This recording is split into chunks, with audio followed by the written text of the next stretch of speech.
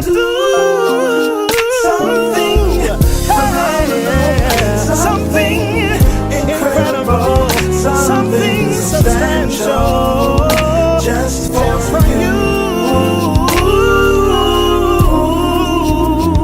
God is gonna do something phenomenal, something incredible. It says, and he had stopped speaking. He said to Simon, launch out into the deep, and let down your nets for a catch. But Simon answered and said to him, Master, we have toiled all night and caught nothing. Nevertheless, at your word, I will let down the net. And when they had done this, they caught a great number of fish, and their net was breaking. So they signaled to their partners in the other boats to come and help them. And they came and filled both the boats, so that they began to sink. When Simon Peter saw it, he fell down at Jesus' knees, saying, Depart from me, for I am a sinful man, O Lord. For he and all who were with him were astonished at the catch of fish which had been taken. And so also were James and John, the sons of Zebedee, who were partners with Simon. And Jesus said to Simon, Do not be afraid. From now on, you will catch men. So when they had brought their boats to land, they forsook all and followed him. Would you look at your neighbor and say, neighbor? Preachers get ready to talk about fear, failure, and faith. Talk, sir. Maybe seek the presence of the Lord. Let me have that one. Fear, failure, and faith. Fear, failure, and faith. I do believe that some of us, we are so fearful at taking a step of faith. So fearful at taking a step of faith that we have accepted a defeated lifestyle as good. Yeah. We have accepted a defeated lifestyle as good. I don't want to mess up your hymnology, but some of us have gone overboard with saying it is well. We have accepted living beneath our potential as okay. Maybe this is just how my life is supposed to be. Maybe this is just my lot.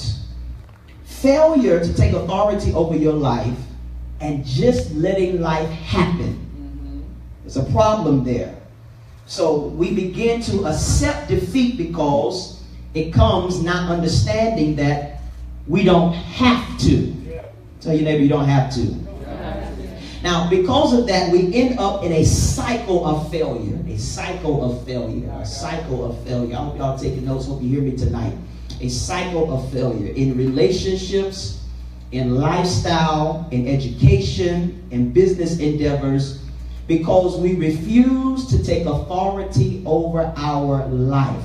So the question is tonight, how deep in this are you? How deep in this are you? In this place of stagnation, in this place of defeat, in this place of devastation, with a life being non-productive, in a life of struggle. The question is tonight, how deep in it are you? Yes. To where we are so afraid to make a move. My Lord. So afraid to take a step. So afraid to step outside of the normal. Yes, sir. Yeah. Y'all not talking to me, but I'm talking good already. Yes, sir. Failure to take authority over your life and just letting life happen. Tell your neighbor there's a problem there. There's a problem there. We've gotten to the place where whatever happens in life, we accept it. We just let it happen.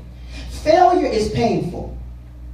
It's painful, it's disappointing, it's demoralizing. But in addition to these obvious emotional bruises, failure can impact us in an unconscious level as well. And leave wounds that are far more psychologically devastating. Recognizing the various psychological injuries we sustain when we fail and learning how to treat them will help you to overcome or recover more rapidly and more fully. Both psychologically and emotionally, and increase your chances of success in the future. Now, here's the thing you got to understand. You got to be able to recognize the wounds failure inflicts. Y'all not saying anything to me, but a lot of you are in places right now and you cannot move forward because of past failures. Because of how things have continuously not worked in your life. You are right now in a place of stagnation. You are right now in a place of defeat. You are afraid to take any other steps outside of what you can see. All right? So we got to recognize the wounds that failure inflicts. First of all, you got to understand this. For those of you who are taking notes, failure makes our goals seem tougher. My God, that's good. Right? Say, neighbor, I want to learn tonight. Failure makes our goals seem tougher. Scientists ask people to kick an American football over a goalpost 10 times. After which they ask them to access the distance and height of the goalpost. People who failed at the task assess the goalpost as being significantly further away and higher than people who succeeded. Failure impacts our unconscious perceptions such that the goals seem further and more out of reach. This causes another unconscious distortion. So the second thing is that failure makes our abilities seem weaker. Come on. Right? Failure makes our abilities seem weaker. Once we fail, we not only see our goals as harder to reach, we perceive ourselves as less capable to reach them. Right? So again, these are not accurate assessments, but natural distortions that occur on an unconscious level. These two distortions have an additional impact. Here's a third thing. Failure damages our motivation. Yes, sir. Yes, sir. Failure damages our motivation. Numerous studies have demonstrated that whether we believe we will succeed or fail has direct impact on how much effort we invest in reaching our goal. It's like this. If you see something that you want to do in your life, you see something that you want to accomplish, if you can bring yourself to have the motivation to complete it and believe that you can complete it, you will put all of yourself into completing it. Amen. But if there's anything in you that doubts just a little bit, it will mess with your effort to going after that goal. Are y'all with me here? All right, so when we fear we are unlikely to succeed, we unconsciously invest less effort in pursuing our goal. And consequently, we are indeed less likely to attain it. So all of which introduces another unconscious dynamic, which is the fourth thing. Failure makes us risk adverse. All right. Right? Failure makes us risk adverse. The less confident that we are and the more worried we are about failing, the less likely we are to take risks. That's right. I don't know how it is that we want God to bless us, to be millionaires. We want God to bless us with businesses. We want God to give us the dreams that we've been thinking about and, the things that we've been pondering on. We want Him to give us those things, but we're afraid to take risks. And the reason a lot of us are afraid to take risks is because we fear failure so much that failure has authority over our life and decisions. You gotta be careful of that. I was just talking to my wife about some of my friends who are musicians, and I was telling her that it's a shame that you can be so skillful, Right. but because you're afraid of not getting selected over somebody else, you want to apply for your potential. Yeah. Come on, Pastor. Lord have mercy. If you really believe that Live at 5 is all you're supposed to be doing, you are living beneath your potential and you're allowing fear to grip you. Come on, Pastor. Lord have mercy. If you really believe that where you are is all that God has for you, if you really believe that struggling week to week and paycheck to paycheck is all that God has for you, you are in a place where you are allowing fear and your past failures to keep you from stepping out. Touch your neighbor and say, step out. Take a risk. You got to learn how to take a risk. Yes, sir. Absolutely. Ironically, once we fail at a more conventional approach, finding a riskier solution might be the best and most important avenue for us to pursue. But once we're hesitant to take risks, we are less likely to even consider them. Come on.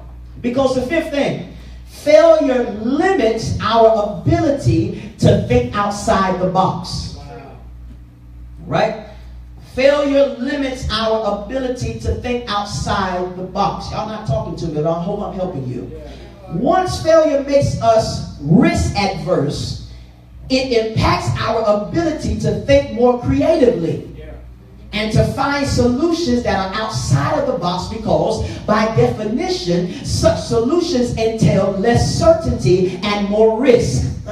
We got to get to the place, see, whenever you take a risk, that means you have to put faith in somebody other than yourself. Right. Absolutely. Oh yes, because whenever we can see how it's going to come to pass, that's not faith. That's not taking a risk. And some of us have lived our entire life shouting and dancing off of things that we receive, thinking we received them off of faith, and we actually just received what we saw coming. Oh, Lord have mercy.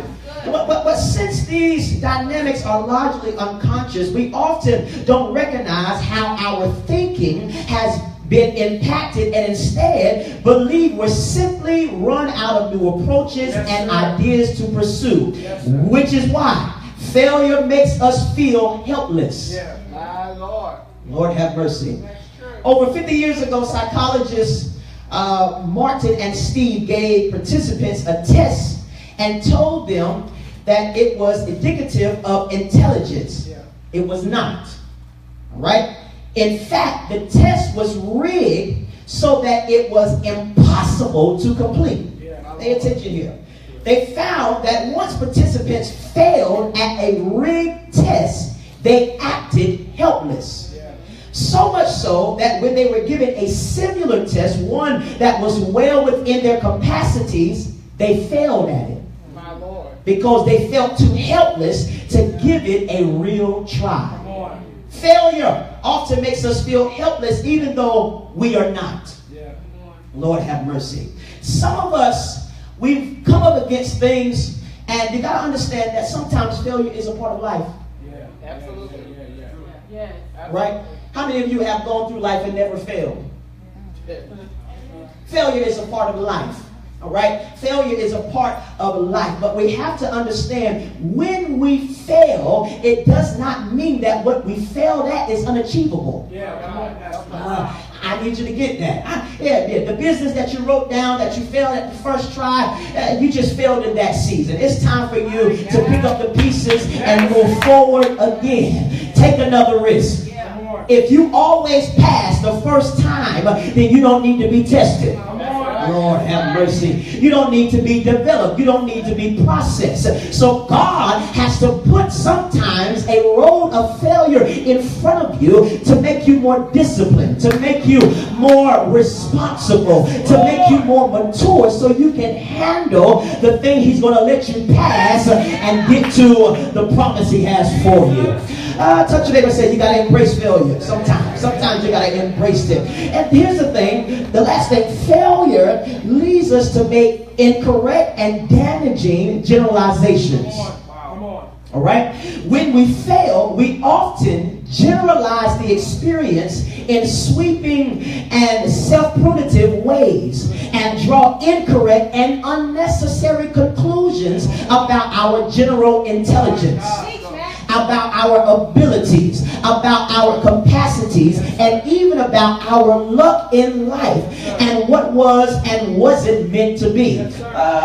You know, sometimes when we fail, we start feeling like, maybe this ain't for me. My Lord. Maybe I can't do this. Maybe I can't survive like this. Maybe, we start living then beneath our potential because we have these damaging generalizations about our abilities, about our intelligence, about our capacities. The only thing we can conclude for sure after failure is that we were unsuccessful at that particular task and goal at that particular time in those particular circumstances. Y'all not talking because you should have shouted right there. The only thing that we can conclude about the failure that we face is that we were unsuccessful that time.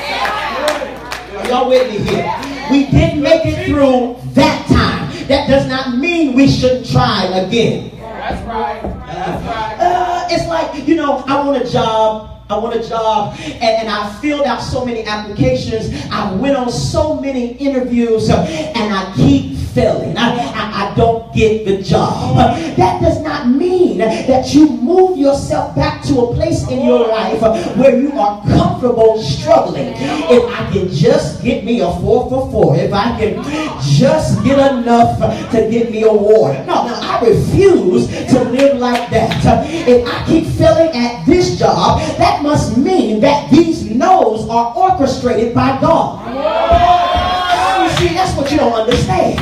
If God gives you every yes that you want, that means you say no to what he got for you. All right. Touch your neighbor and say, I'm glad he said no. That's why I'm going to keep on going on the interviews, because every interview that I go on, I'm starting to get better at doing the interview.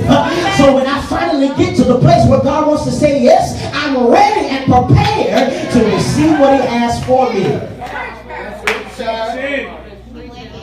So we got to talk about now, how do we treat these wounds that failure inflicts? How do we treat these wounds? The first thing is, you got to fight the distortions. Tell your neighbor, you got to fight. You cannot be so sensitive and afraid of things that happen in life that every time something happens, you're ready to go in depression. You're ready to throw in the towel. You're ready to commit suicide. You're ready to slice your wrist, hang yourself from the bathroom. Touch your neighbor and say, you got to be able to stand through some of this. You got to be able to fight through some of this. You got to be able to fight through the distortions. Recognize that failure distorts your perceptions about the task itself and about your capacities. All right? Don't buy in that you're incapable. Come on, Pastor.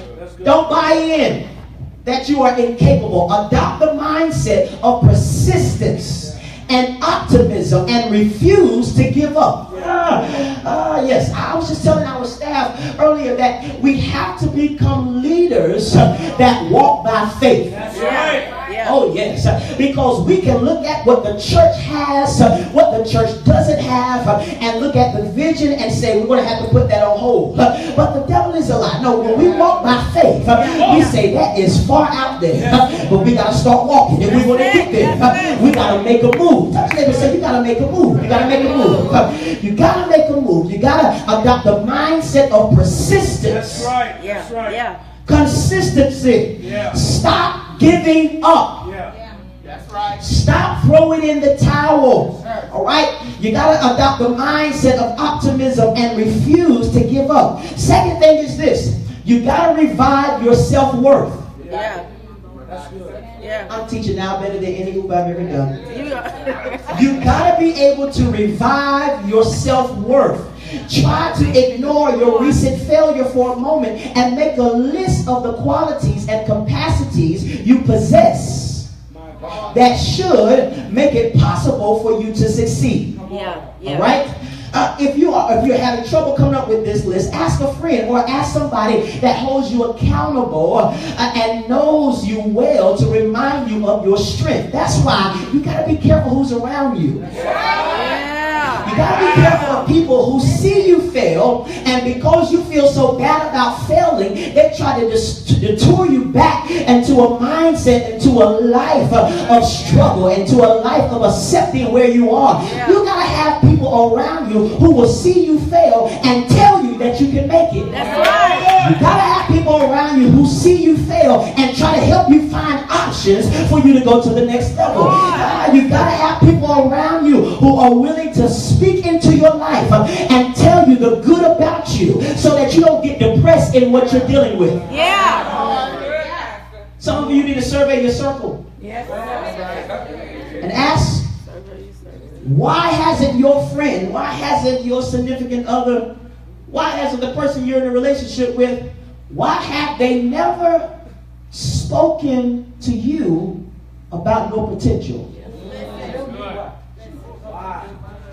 That's one thing you need to look for in a relationship. You need to see if the person can see into your future. Come on. Ain't no need of you dating somebody blind. Come on. Can't see. They cannot see anything into your future unless it benefits them. You got to get away from those type of people. Know your self-worth. The third thing is remind yourself of what success would mean to you. Sir. Oh, Lord. See, sometimes when we fail, we get so caught up on the failure that we don't pay no attention to how it may feel if we succeed. Yeah. Oh, see, y'all not talking to me, but that's how we are with temptation. Come on. Come on, sir. Okay. All right. Talk, I want to sir. be, nice pastor today. Yeah. That's how we are with temptation, because the reason we keep giving in to temptation is because we never have a mindset of what it may feel like if we say no. Yeah. Oh, okay. Yeah, because you keep going into the bedroom, you keep doing the thing because you don't want to say no. But if you say no, you may experience the victory of saying no. Some of you keep failing in your temptation because you don't know what victory feels like. Lord have mercy. You got to remind yourself what success would mean to you. Recharge your motivation by reconnecting to the reasons you begin pursuing the goal in the first place. Consider how you would feel if you succeeded. Yeah. Every time I get discouraged, and I got discouraged a little bit because I'm working on my master's, Jeremiah, and I got discouraged a little bit, and I stopped doing my homework, but the thing that got me back on track was me thinking, what would it be like if they had to call me to the stage by saying, Dr. Aaron McNair Jr.? You got to be able to look into what success will feel like to you. I don't know about y'all. That makes me feel good. I care less if you say bishop or apostle, but if you can say doctor, because that means dollar signs behind it. I don't know about y'all, but I ain't got to cheat nobody out of it. No, I'm well worth it now. All right. So you got to be able to see into your future and see what success would feel like, and be able to pursue what you need. Are y'all with me here? Consider how you will feel if you succeeded, especially after having already failed at a previous attempt. Now, then you have to take calculated risks. Recognize that it is natural to feel anxious when considering less conventional options, but that it might be essential to do so. So you got to create a list of all the various approaches that you can think of, rank them according to the risks they entail, and make informed and calm choices about how to pursue. All right. Now the next thing is you got to re-engage your creativity. That's right, sir. Re-engage your creativity. Brainstorm new approaches All right. by following 2 steps. In the first, list every approach you can think of while completely ignoring whether it is realistic or possible. Okay? You got to learn how to write vision without trying to see if it's possible. Yeah. Right? Got to be able to write vision without trying to see if it's possible. Create a list of all the various approaches that you can think of, rank them according to the risks they entail, and make informed and calm decisions. And then, watch this, in the first, list every approach that you can think of while completely ignoring whether it is realistic or possible. Do not censure your ideas at all in this stage. Watch this. Only once you have a complete and crazy list, should you go through it and think through it, what was or what is, and is it viable. The last thing is this: focus on factors in your control. All right? Because the truth of the matter is, not only do we experience failure that's a part of life, but we experience failure in life that's within our control. That's right. Okay? All right. Y'all looking like, you know. Okay. Raise your hand because I want to make sure I'm in the right place. If you ever fail because it's your fault. Oh, okay, because y'all didn't say nothing. So, all right, focus on factors within your control. Because most failures are related to inadequate planning, poor preparation, and insufficient effort. You ever saw yourself getting mad at yourself failing when it was your fault? Then you go back and examine, why didn't I prepare? Why didn't I plan? You look at all that money you had for that refund check, Right. and 3 weeks later you broke. You trying to see, what in the world did I do? The failure is in your control. Figure out what was lacking in your planning. Right? How can you be better prepared in the future? And how and where you can invest more effort. So you got to understand this. Failure can be dominated. Right? It can be conquered. Hope you understand that. Yes. But the only way it can be conquered is for you to get over fear. Fear and failure have to be defeated by faith. Right? Fear and failure have to be defeated by faith. The only way for you to move forward in your life is to allow fear and failure to be defeated by your faith. How do you do that? It is by activity. Inactivity is the enemy of progress. Right? Inactivity is the enemy of progress. When you understand this principle, you will be too engaged in progress to be envious and distracted by other people's success. Right? A major hindrance of personal success is many times the fact that we're too nosy. You know, we fail, we see that we fail, we won't move forward, and we feel in a place of stagnation. We're scared to move forward because we're looking at how fast somebody else is succeeding. Most of us are so distracted by seeing someone else succeed that we never start reaching for success because we can't hurry to where we see somebody else is overnight. Come on. Right? You got to ask yourself, why am I in this place? Why am I in this place? Stop trying. One of the things that bothered me one time was I was trying to measure my ministry up to somebody that's been in ministry 20 years longer than me. And so I kept feeling like a failure because I wasn't at a place where they were, and they've been in it 20 years longer. You have to make sure that you are gauging this thing correctly. You got to make sure that you're gauging this thing correctly and stop watching everybody. All right? Sometimes you can watch people and they inspire you, and sometimes you can watch people and then they discourage you. You spent too much much of your life watching and waiting for stuff to work out some way, somehow, and then end up being frustrated that it did not work out. Yeah. But you must understand that God does not honor people who are watchers. That's right. When he's called you to be a worker. Touch your neighbor and say, you must be a worker. You must be a worker.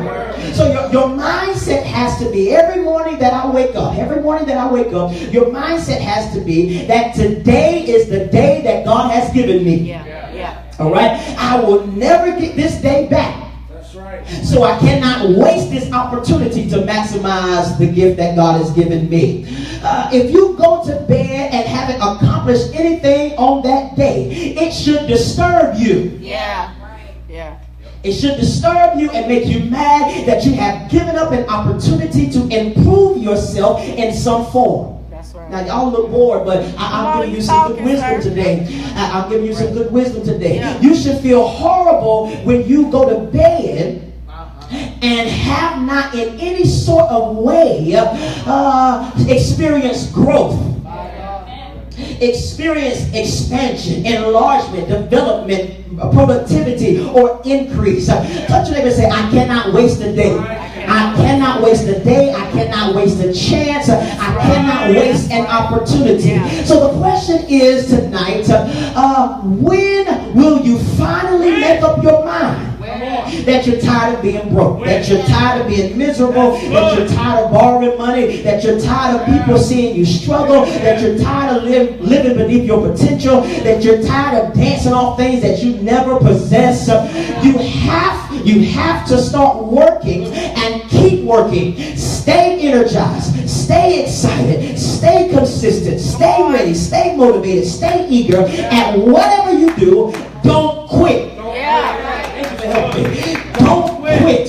Do not stop. The enemy loves to see you down. The enemy loves to see you depressed. He loves to see you broken and struggling. He loves to see you stagnant and boxed in. But shake somebody and say, I'm getting ready to break free. I'm getting ready to break free. Oh yes, I'm getting ready to rise up. You are assigned and expected to acquire greatness. I need you to take all of your dreams off the back burner tonight, because tonight is the night that you start moving forward. Tonight is the night that you start maximizing your potential. I'm going to burn the midnight oil tonight, because I'm going to be all over the internet trying to figure out what I got to do to make this thing work. I'm not supposed to be living like this. Yes, sir. Touch somebody and say, I'm getting ready to rise up. As we consider this, we must understand that God is ready. God is ready. He's ready. God is ready. He's ready. He's ready to fulfill the potential in you. Come on. Oh yeah. He orchestrated your presence in this place tonight because he wants you to hear his divine thoughts concerning you. He's so ready. He's so ready that he is requiring you to embrace the new and exciting places that will require growth. You see, that's when you know that God is working on you. When he gets you excited about going to a place that's going to require you to work hard, that's going to require you to grow and require you to be developed. Can I tell you something? You know you're maturing in Christ when you get excited about process. Oh, yes, sir. I got to the place when I see God is getting ready to take me through a process, I get excited because I know at the other end of process is promise. Oh, yes, sir. Shake your neighbor's hand and say, I'm ready to get there. He is tonight trying to get you to break up with your old tendencies and stop giving back to old relationships that will hurt your present and jack up your future. God is ready, but based upon your passionate heart and desire to step out on faith. You got to make the first step. Lord have mercy. God is ready, but you have to make up your mind that I refuse to be stagnant. I refuse to remain stagnant. Somebody say, I refuse to remain stagnant. Now, when you say that, you must be consistent in that. Oh, Lord have mercy. Which means that the height that you have for your progression that starts tonight. Some of you you're going to get real excited tonight. You're going to be ready to go and start writing your vision even the more. You're going to push the dust off of what your tablet that you've been writing your dreams down in. Oh yeah, you getting ready now. You ready now. You're going to start applying for stuff. But the truth of the matter is, you got to be this excited come January. That's right. Oh yeah, because our main problem is if something doesn't work within the time frame that we want it to work, we're ready to give up on the whole thing. That's the problem with our generation. We don't have any consistency, and if stuff don't work when we want it to work, we're ready to give up. But the truth of the matter is, proof that you're ready for the promise is how consistent you can be during the process. That's good. All right? So God, He blesses in the starting. Our problem is we fear failing so much, Jesus, that we don't realize that we are currently failing because we will never start. That's right. Start means you agree with God. Yeah. Lord have mercy. Help us tonight. Starting means you know there's more to come. Yeah. Yes, God has so much more for you that just by starting, you declare to the world that your life is not under the authority to the limits prescribed by forces of evil or people. God has the last word. So I'll take the first step. I hope y'all hear me tonight. God will meet you in your start. He's waiting for you to get past fear, get past failure, and He's waiting for you to get started. Tell somebody, get started. When you embrace starting, you discover possibilities. Nothing is birthed in your watching. That's right. Things only come forth in your starting. That's right. That's right. Lord have mercy. I'm going to have to add a part 2 to this so I can really deal with the text. But there's a text in Genesis 12:4 where Abraham was told by God to move. All right? He was told by God to go. And the Bible says in Genesis 12:4, and Abraham started.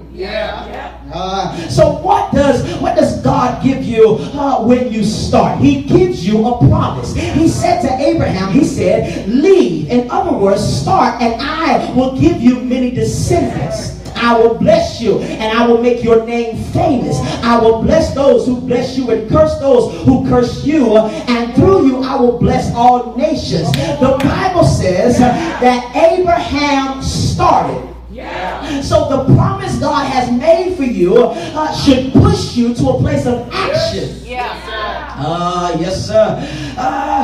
Jeremiah, it's amazing, Saquon, it's amazing. It's an amazing thing about the promises of God. The amazing thing is that the promise extends you beyond you, while exposing you to the you that you can be that you're presently not. Let me say this one more time. The promise of God extends you beyond you, while exposing you to the you that you can be that you're presently not. So the moment that God communicates a promise to you, He is literally about to make you hate your life. Because He won't give you a promise and then give you permission to stay where you are. The promise is going to extend you beyond your present context until you are going to be forced to give birth in another location. Help us, sir. Y'all didn't get that. Yes, because He told Abraham, I need you to move. I need you to start. And Abraham received the promise when he got to another location. And some of us, the promise is going to extend us far beyond our present context until we are going to be forced to give birth to the dream in another location. Because your present positioning is not conducive for what you're pregnant with. God, Lord have mercy. God can't give you $1 million when you don't have no education, because you ain't gonna know what to do with the money. So He has to get you to start on your education, to move you out of your place of comfort. And when He gets you to another place, He'll then give you the promise. Y'all ain't talking to me, but I'm glad to talk to you tonight. Preach, Matt, preach. God says, I want to show you something so much greater, so far beyond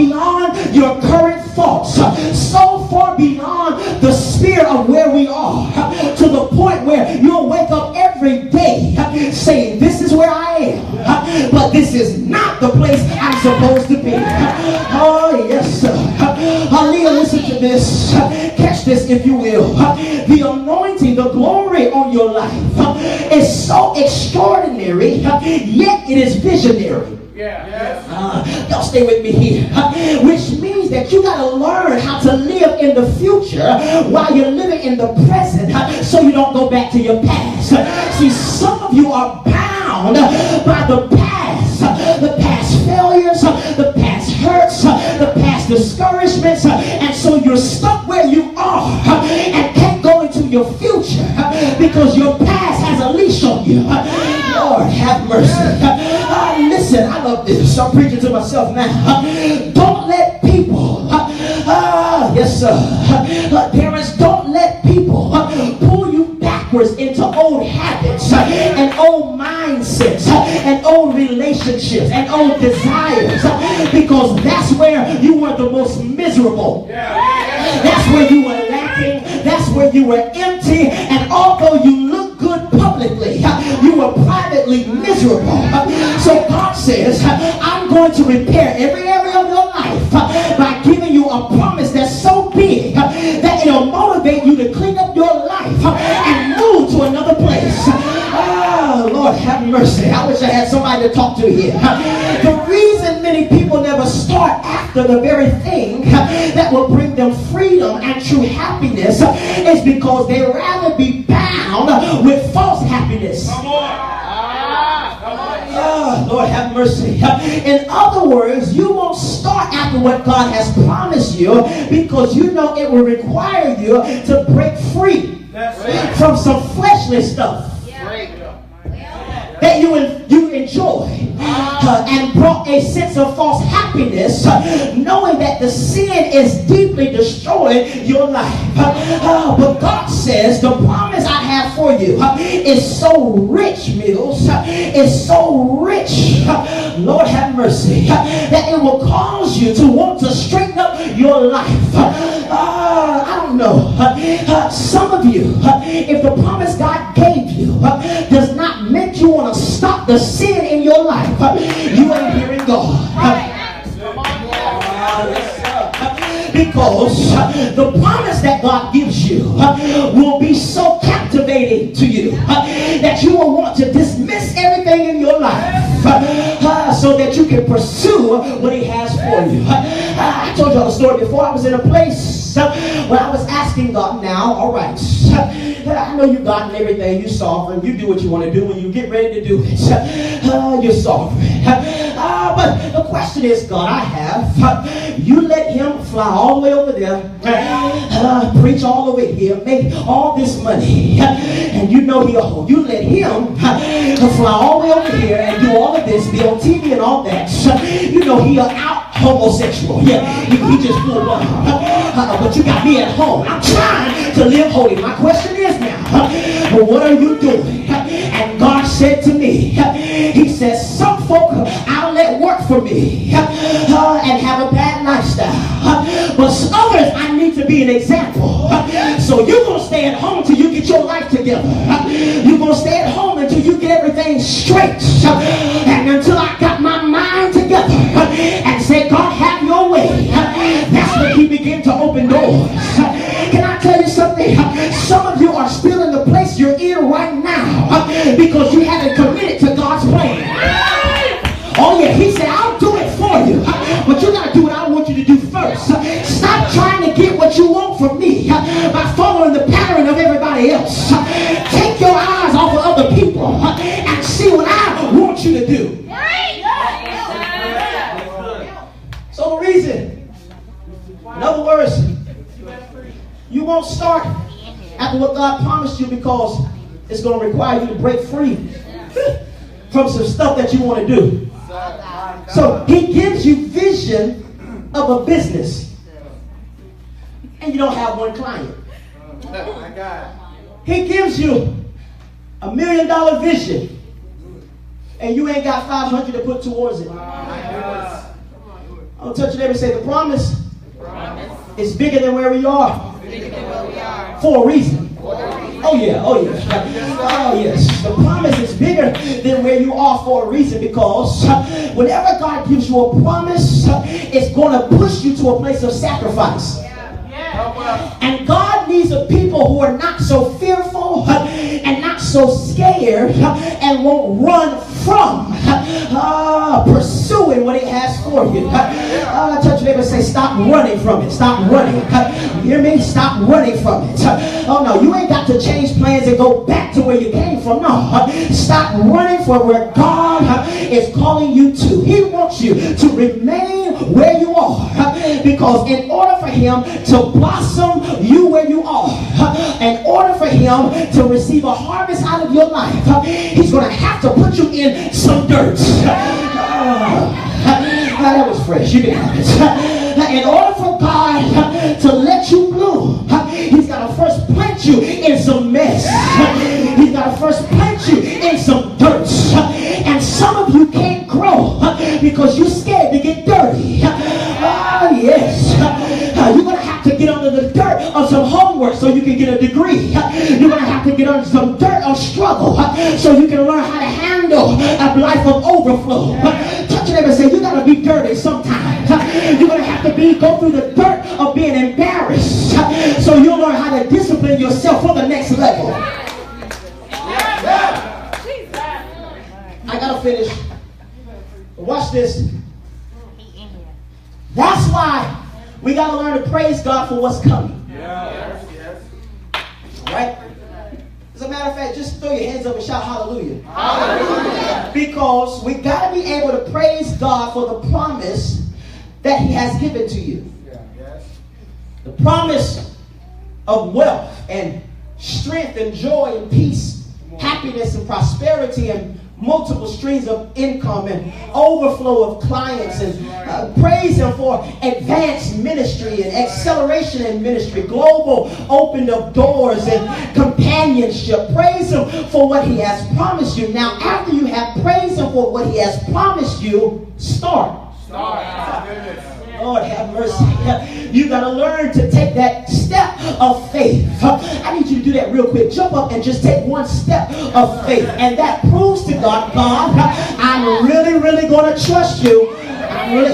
Lord have mercy. I'm really going to trust you. I don't see no ground out here. It seems like I'm standing on the edge of a mountain. I don't see no ground. But God is saying, if you just take a step, He'll put ground under your footstep.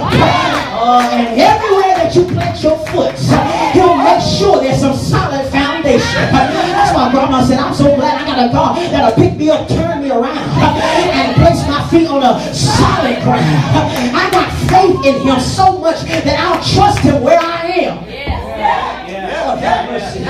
I'll trust Him where I am. So let me just say this, because I'm a homiletical preacher, so I got to at least talk about the text a little bit.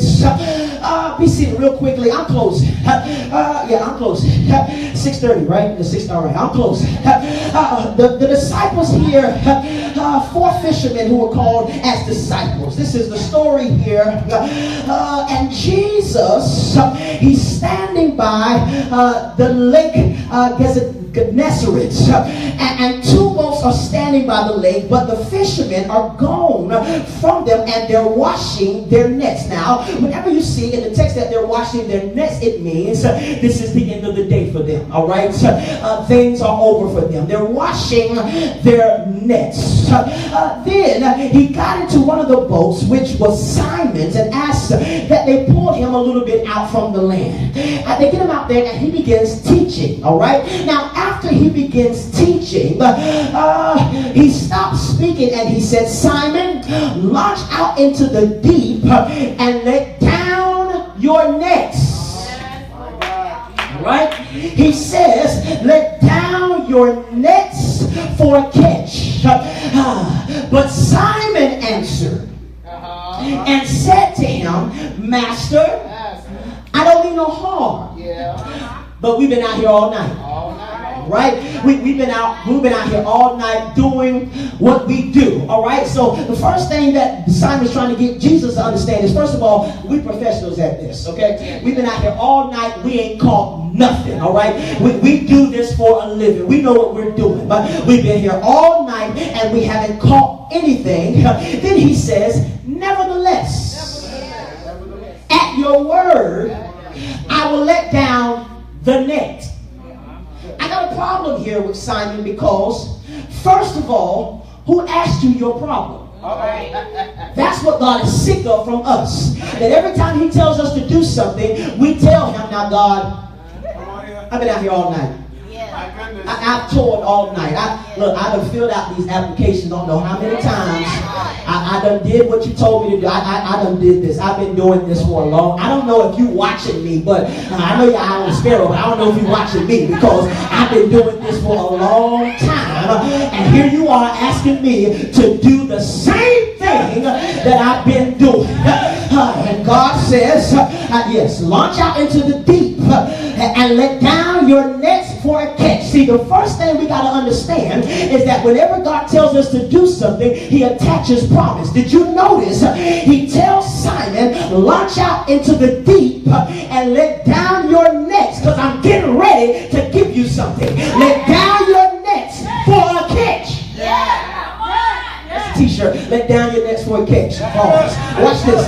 Let down your nets for a catch. He says, let down your nets for a catch. He attaches promise to process. If you go out into the deep and let down your nets, I'm going to give you a catch. He attaches promise to process. Some of you get so discouraged that you stop in process and you never reach promise. You get so hung up on hearing the process of what God is telling you to do that you did not hear the promise of what he said. Now here's the thing, and I'm going to close with this. I'll come back with part 2. But here's the thing that I like about this text is he tells Simon, let down your nets. Now there's no grammatical error in the word of God. He tells him in verse 4, let down your nets. Right? Yeah. Simon says, nevertheless at your word, I will let down the net. Because some of us are so fearful to take a risk that we only do enough where we can see it coming to pass. Jesus says to him, I want you to let down your nets. He says, I'll let down the net. Lord have mercy. So when you read the story, it says that when he did this, when he let down the nets, they caught a great number of fish to the point where the net starts breaking. Lord have mercy. Some of us, I don't want to mess up your theology tonight, but some of us will mess around and be blessed out of disobedience. Wow. Help us, please. Oh, Lord have mercy. And we're not going to be able to handle the blessing because of our disobedience. He told Simon, let down your nets, and he let down the nets. And because he didn't let down the net, he didn't have enough to catch all that God had for him. Some of us are going to forfeit blessings because we won't take enough steps and towards what God has called us to take a step to. Lord have mercy. Touch it and say, please, please, please, whatever you do, don't wash your nets. Don't you give up. Don't you give up in this process. Don't you give up in what you're facing right now. Don't you give up. No, I need you to go back out there. As a matter of fact, he says launch into the deep. In other words, you got to go a little bit further than where you went before. Oh, have mercy. You got to go a little bit harder than you went before. You got to go a little bit deeper than you went before. I know you done failed out of 3 or 4 colleges. Study a little harder than you did before. I know you done lost about 2 or 3 jobs, but work a little harder than you did. Y'all ain't talking to me. You got to go a little deeper than you did before. And when you do this, you will overcome the fear of failure. He fears failing. So he says, now, first of all, we've already done this. We've already done this. I don't want to get myself in a situation, Jesus, where I get out here and be disappointed again because of what I have already experienced. Come on, sir. How many of you feel like that tonight? Uh-huh. I don't want, I know what you said, Jesus, but I really don't want to get myself out here again and make a fool of myself in front of people again and look embarrassed again. They done saw me post on social media. Some of y'all post too much. Post on social media that I'm going back to school. And here I am talking about I'm going to another school. This is embarrassing. They done seen me with 17 girls. Now here I come talking about this is the one. It's embarrassing. But God, I don't want to do the same thing over. He says, launch out into the deep. Launch. And when you do this, you're going to get a catch. Yes, sir. Touch your neighbor and say, neighbor, I have faith for the catch. And so Jesus, watch this now. The last thing is this. Jesus says to Simon, in verse 10, he says, do not be afraid. From now on, Yes. you will catch men. From now on, you will be fishers of men. Now, the amazing thing about this is that he tells him, don't be afraid. You're going to catch something greater than what you've catched before. You're going to catch something greater than what you've caught in previous times. So the revelation here is sometimes fear will keep us from embracing a greater purpose. Because had Simon not obeyed Jesus and not launched out, he would have kept himself from receiving the revelation of a greater purpose in his life. There's something greater, but it is greater beyond your step. You got to take that step. You got to start. Tell your neighbor, I got to take the step. I got to start. Everybody stand to your feet. I hope you got something out of the Word of God tonight. Hope you received something from the Word of God tonight.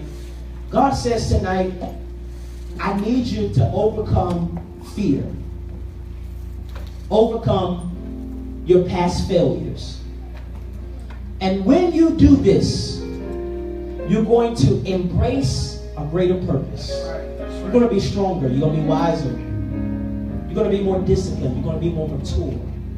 And you're going to be able to handle the promise that I have for you. If you're in this place tonight, and you're saying, now Lord, I'm honestly tired. Because like Simon, I've been out here all night. All year. Here we are, October, and I'm still in the same place I was in January. I want something better. I need something better. But the method you gave me isn't working. God says, something